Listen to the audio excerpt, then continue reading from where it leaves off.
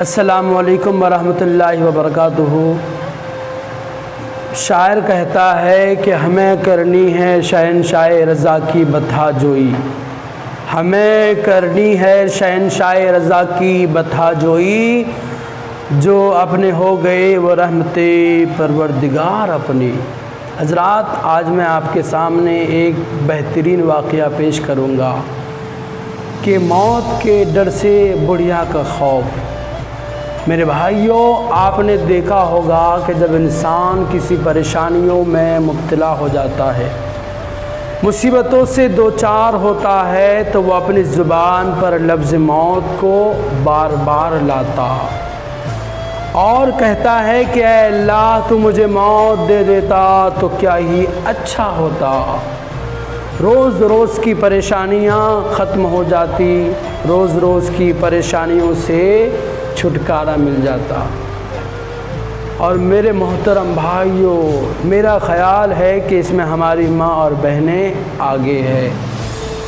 چنانچہ اسی طرح کی ایک بڑھیا تھی جو جنگل جایا کرتی تھی، لکڑی کا گٹھر سر پہ لاد کے گھر واپس آیا کرتی تھی۔ روز کا یہی معمول تھا، بڑھیا بڑی پریشانی اٹھا رہی تھی۔ آخر ایک دن جنگل سے لکڑی کا گٹھر لے کر آ ہی رہی تھی کہ راستے میں لکڑی کا گٹھر گر گیا۔ کوئی اٹھانے والا نہ تھا۔ بڑھیا بار بار اٹھانے کی کوشش کی مگر اٹھا نہ پائی۔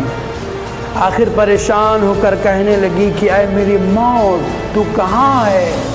اگر تو آ جاتی تو روز روز کی تکلیف سے چھٹکارا مل جاتا، روز روز کے پریشانیوں سے نجات مل جاتی۔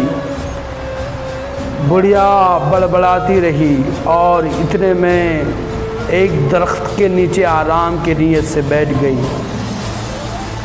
تو ایک شخص انسانی شکل میں نمودار ہوا، بڑھیا کے قریب پہنچا۔ بڑھیا نے کہا کہ تم کون اور کہاں سے؟ اس نے کہا کہ اے بڑھیا، تو مجھے نہیں پہچانتی؟ میں وہی ملک الموت ہوں جس کو تو بلا رہی تھی، میرا ہی نام عزرائیل ہے۔ بڑھیا ملک الموت کا نام سنتے ہی لرزہ بر اندام ہو گئی، پیشانی سے پسینہ چھوٹنے لگا۔ بڑھیا نے تیور بدل کر کہا کہ ہاں، میں آپ کو بلائی تو ضرور تھی، مگر اس لیے کہ یہ گٹھر اٹھا کر میرے سر پہ رکھ دو۔ تو میرے دوستو، دیکھا آپ نے کہ موت کے ڈر سے بڑھیا نے اپنا تیور بدل دیا۔ اس سے یہ معلوم ہوتا ہے، پتہ یہ چلے گا کہ موت کے ڈر سے بڑے بڑے پہلوانوں کا بھی جگر پانی پانی ہو جاتا ہے۔ تو اسی لیے شاعر کہہ رہا ہے کہ جاگنا ہے جاگ لے افلاک کے سائے تلے، جاگنا ہے جاگ لے افلاک کے سائے تلے، حشر تک سوتا رہے گا خاک کے سائے تلے۔